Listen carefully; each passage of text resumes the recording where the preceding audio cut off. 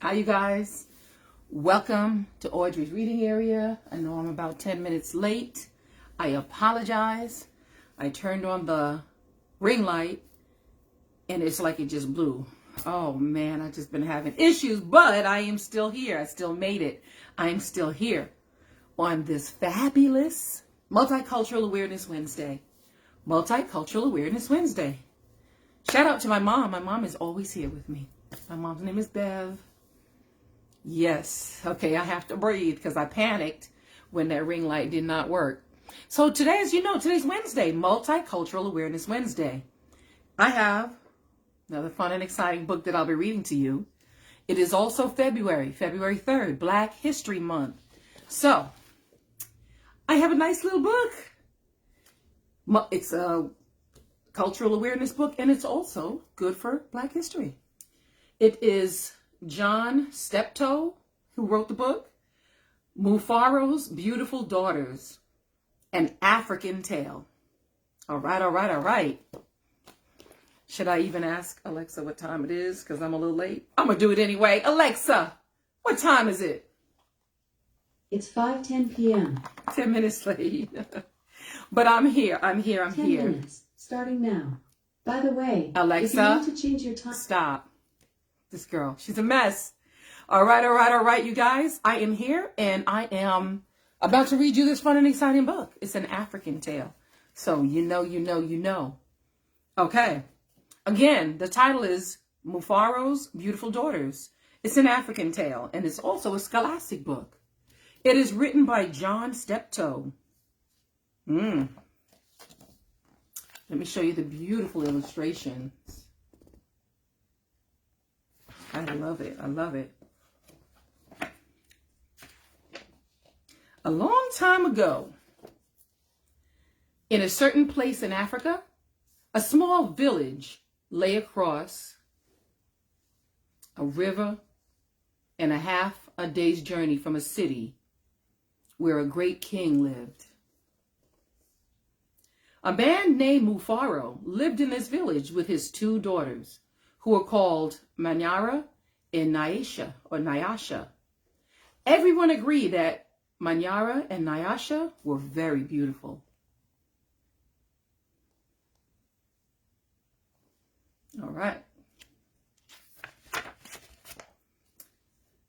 Manyara was almost always in a bad temper. She teased her sister whenever their father's back was turned. And she had been heard to say, "Someday, Nyasha, I will be a queen, and you will be a servant in my household." It's mean. "If that should come to pass," Nyasha responded, "I will be pleased to serve you." "But why do you say such things? You are clever and strong and beautiful. Why are you so unhappy?" "Because everyone talks about how kind you are, and they praise everything you do," Manyara replied. "I'm certain that father loves you best. But when I am a queen, everyone will know that your silly kindness is only weakness." This picture right here of this young lady reminds me of somebody that I know, grew up with in my church. But they are both beautiful. Nyasha was sad that Manyara felt this way, but she ignored her sister's words and went about her chores. Nyasha kept a small plot of land on which she grew millet, sunflowers, yams, and vegetables. She always sang as she worked, and some said it was her singing that made her crops more bountiful than anyone else's.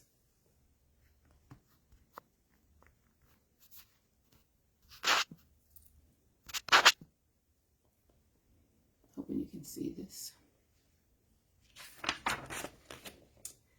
One day, Nyasha noticed a small garden snake resting beneath a yam vine. "Good day, little Nyoka," she called to him. "You are welcome here.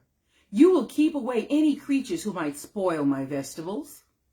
She bent forward, gave the little snake a loving pat on the head, and then returned to her work. From that day on, Nyoka was always at Nyasha's side when she tended her garden.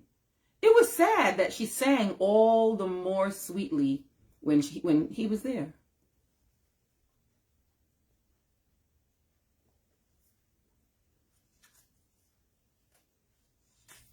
Wow. Interesting book. Mufaro knew nothing of how Manyara treated Nyasha. Nyasha was too considerate of her father's feelings to complain, and Manyara was always careful to behave herself when Mufaro was around.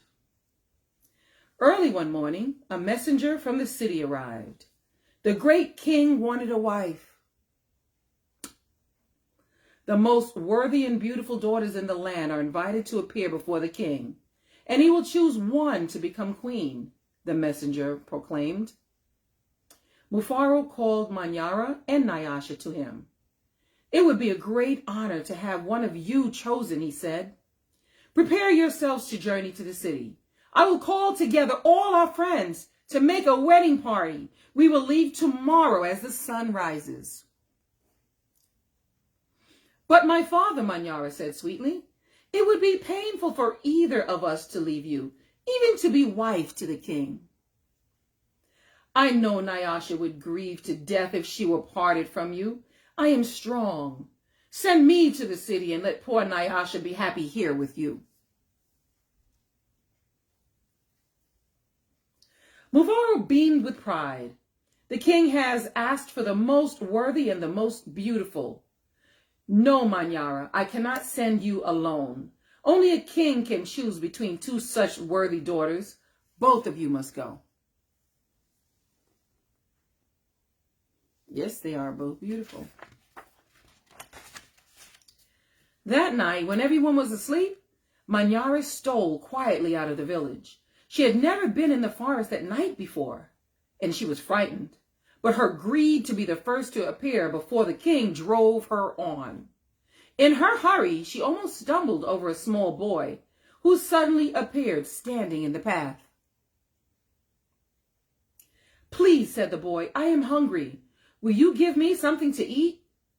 I have brought only enough for myself, Manyara replied. But please, said the boy, I am so very hungry.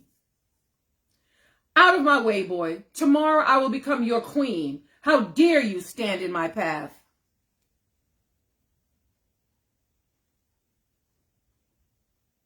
Wow. After traveling for what seemed to be a great distance, Manyara came to a small clearing. There, silhouetted against the moonlight, was an old woman seated on a large stone. The old woman spoke. I will give you some advice, Manyara. Soon after you pass the place where two paths cross, you will see a grove of trees. They will laugh at you. You must not laugh in return. Later you will meet a man with his head under his arm. You must be polite to him. How do you know my name? How dare you advise your future queen? Stand aside, you ugly old woman, Manyara scolded, and then rushed on her way without looking back. Just as the old woman had foretold, Manyara came to a grove of trees, and they did indeed seem to be laughing at her. I must be calm, Manyara thought. I will not be frightened. She looked up at the trees and laughed out loud. I laugh at you, trees, she shouted, and she hurried on. It was not yet dawn when Manyara heard the sound of rushing water. The river must be up ahead, she thought. The great city is just on the other side. But there on the rise, she saw a man with his head tucked under his arm. Manyara ran past him without speaking. A queen acknowledges only those who please her, she said to herself. I will be queen. I will be queen, she chanted as she hurried on toward the city.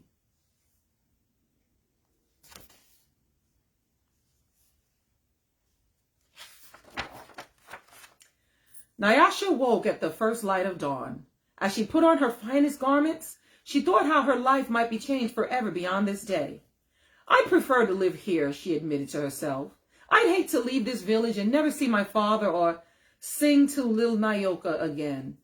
Her thoughts were interrupted by loud shouts and a commotion from the wedding party assembled outside. Manyara was missing. Everyone bustled about, searching and calling for her. When they found her footprints in the path that led to the city, they decided to go on as planned.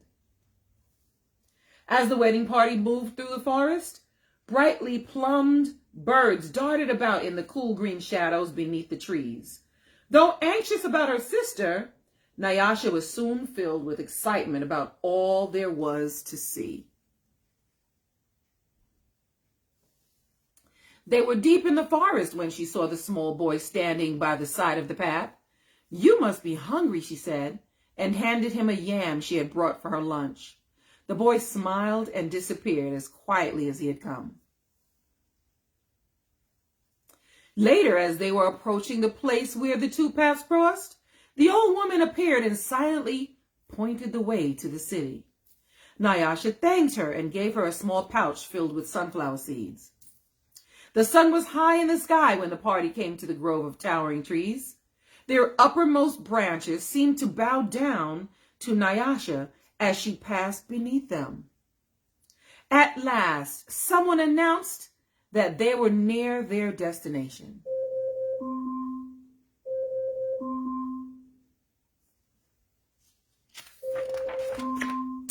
Nyasha ran ahead and topped the rise before the others could catch up with her.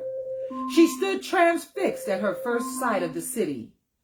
"Oh, my father," she called, "a great spirit must stand guard here. Just look at what lies before us. I never in all my life dreamed there could be anything so beautiful."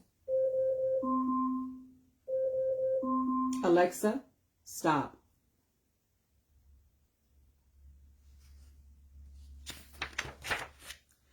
Arm in arm, Nyasha and her father descended the hill, crossed the river, and approached the city gate. Just as they entered through the great doors, the air was rent by piercing cries, and Manyara ran wildly out of a chamber at the center of the enclosure. When she saw Nyasha, she fell upon her sobbing, which means crying. "Do not go to the king, my sister. Oh, please, father, do not let her go," she cried hysterically. "There's a great monster there, a snake with 5 heads. He said that he knew all my faults and that I displeased him. He would have swallowed me alive if I had not run. Oh, my sister, please do not go inside that place." It frightened Nyasha to see her sister so upset. But leaving her father to comfort Manyara, she bravely made her way to the chamber and opened the door.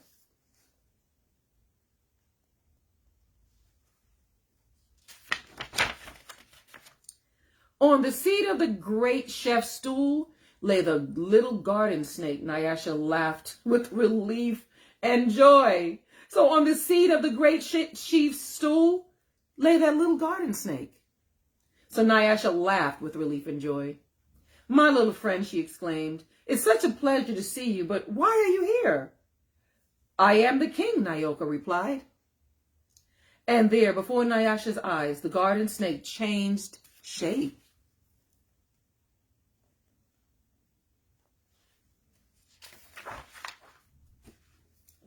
"I am the king. I am also the hungry boy with whom you shared a yam in the forest, and the old woman to whom you made a gift of sunflower seeds. But you know me best as Nyoka, because I have been all of these. I know you to be the most worthy and most beautiful daughter in the land. It would make me happy, very happy, if you would be my wife."